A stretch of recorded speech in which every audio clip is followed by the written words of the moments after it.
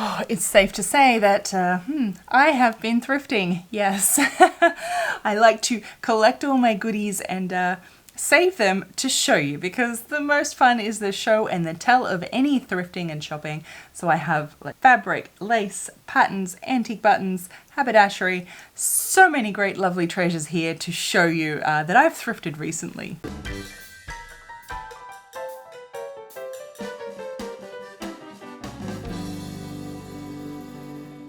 Welcome back. My name is Evelyn Wood, and here on this channel we do lots of sewing tutorials, refashioning, mending, and sometimes it's thrifting, very sustainable sewing supplies and fabric and all of the fun sewing equipment that is just, it's like a separate hobby in itself, collecting fabric and buttons, and you understand, I know.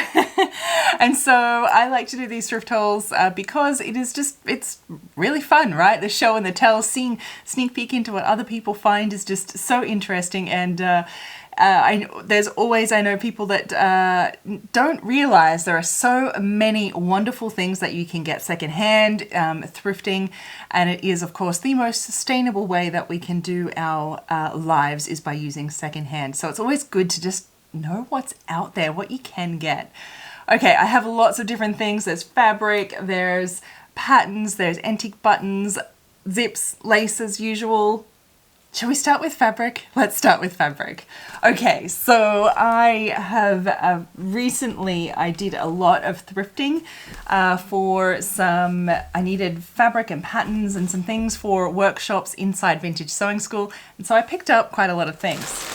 Oh well, this one here, so this wasn't thrifted, but it was half price. This is hair canvas, and so I got lots of it because generally you can't get this secondhand. I've never found it secondhand before, so when I found it half price in the discount bin, I got lots of hair canvas. So nice, good quality interfacing for all of those things. So I did find a lot of fabric recently, which was so good.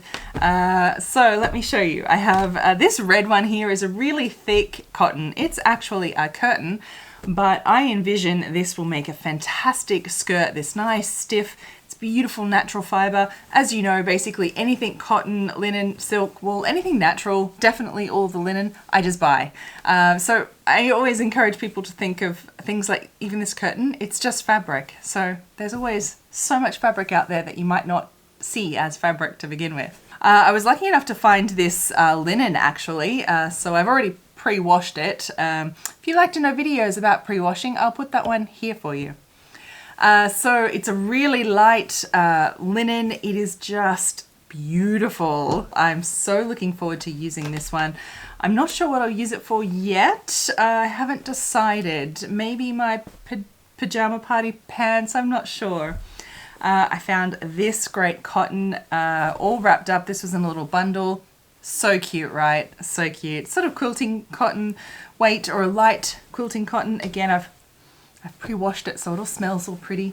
This is where finding all of the linen comes in. This is a table runner, but look at this linen. Oh, it's kind of a denim color. I'm not sure what I'd use it for, but it has this little trim. It's just that linen is such a special fabric, and so when I see it, I buy it because for, I think it was $1. I definitely can't get this anywhere else. And I picked up this fabric. Again, this was all in a little like rolled up and you couldn't really appreciate it, but look at this. I think this one is a vintage fabric. It even has, you know, like printed on the edges here, so you know it's generally a good quality. Really, really, really light. I think it's just a cotton, and it is just, can you imagine like something 1930s fun, beachy, summery, something out of this? Yeah, I see it too. I see it too. As usual, I did pick up some bed sheets because, as most of you know, I like to use these for my toiles and practice pieces. It's just the best way to get cheap and sustainable toiles. You can feel good about using the fabric. So I have this one here, and then I have some that I've used already. If you'd like to know what a quilt cover looks like in a toile, this is what it looks like. So one top of the quilt cover was this fabric and the other side was this, and I just cut it out together. If you don't know what a toile or a mock-up is, I have videos here on what all that is and why you might make one. It's basically a test one. This was my pajama party pant workshop I did in vintage sewing school. So we go step by step in making these pants, in fitting them and all of that. So, and I did this, I found this is a bed sheet as well. This red cotton has already been turned into something. So this was a bed sheet that I thrifted and is now already pajama pants. A lovely dear vintage sewing school member named Kim sent me some beautiful gifts here.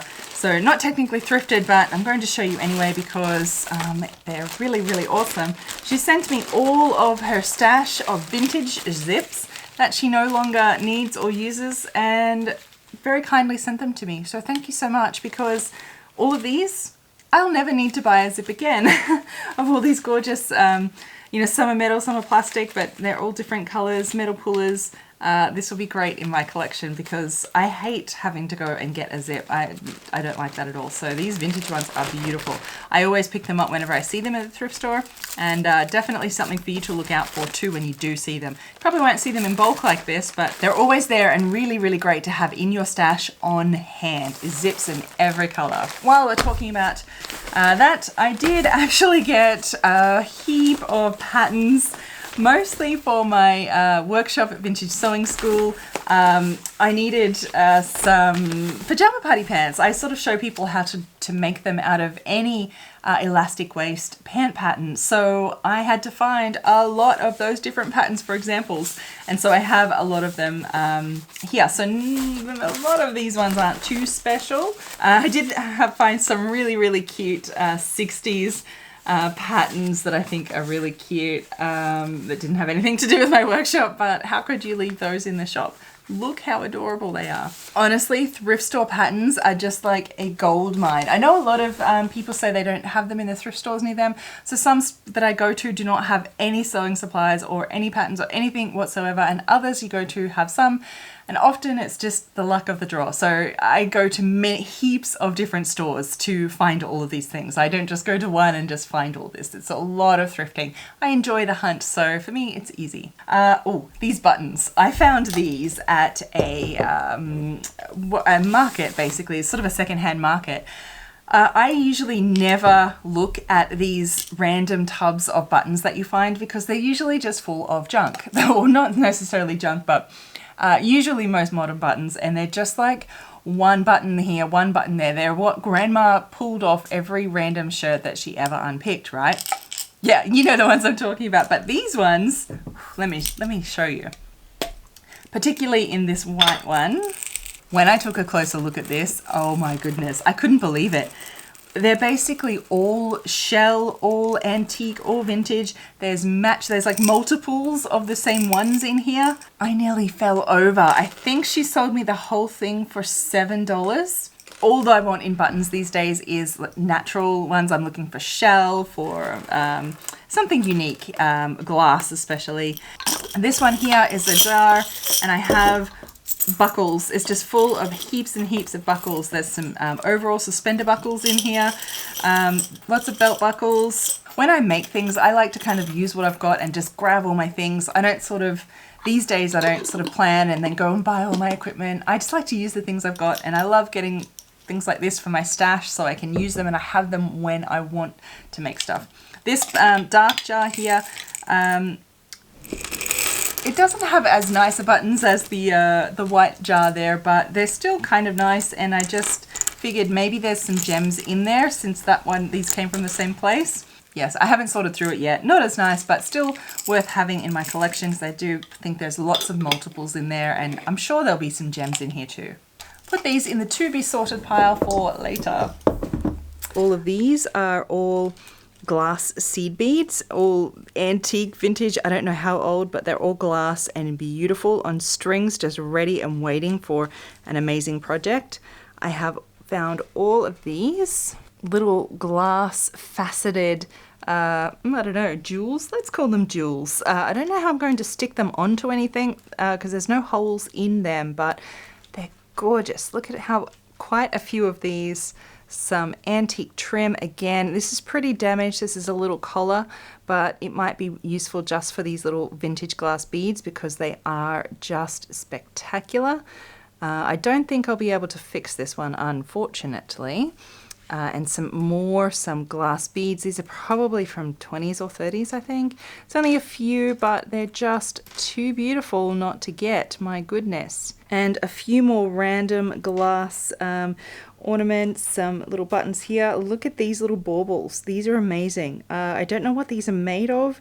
Some kind of marble or stone of some kind. Look at them.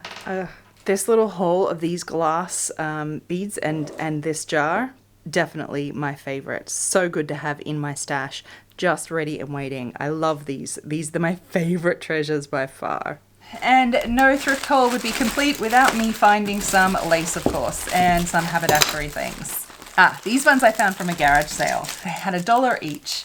Now, I don't really use fusible webbing so much, but I've seen it and I like to get things like this because I might use it as demonstration in my online sewing school or things like that, or here on YouTube. So I like to have bits and pieces like this for demonstrations, even though if it's something I don't use myself. So it was a good find. So I'd rather get it secondhand for $1 than have to go find it brand new. So they are in my stash.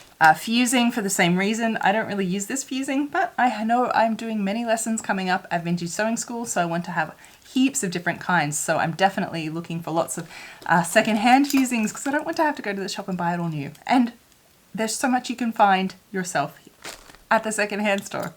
I was really fortunate to find this little tracing wheel. This is beautiful. It's just perfect for me. So it's actually a vintage one. It's a wooden handle, red. Of course, it is in my colors. It is perfect. It is the perfect Evelyn Wood little tracing wheel. Love it. If you're wondering what this is for, I have this video here on how to trace patterns, and this is where I last used a tracing wheel and show you perhaps what it's for. So okay, so I have also found some elastic. Again, I like to have these on hand so I don't have to go buy any. So different widths, different sort of stretchinesses. Again, I used some for my pajama party workshop that I did at Vintage Sewing School, so it's great to have these on hand. So all of these are the same lace. Yeah, it was all in the same store. I don't know if it came in one big lot and they cut it up and put it in these bags, or it was like this. I don't know. It's not really old, but it is a nice, super soft nylon lace.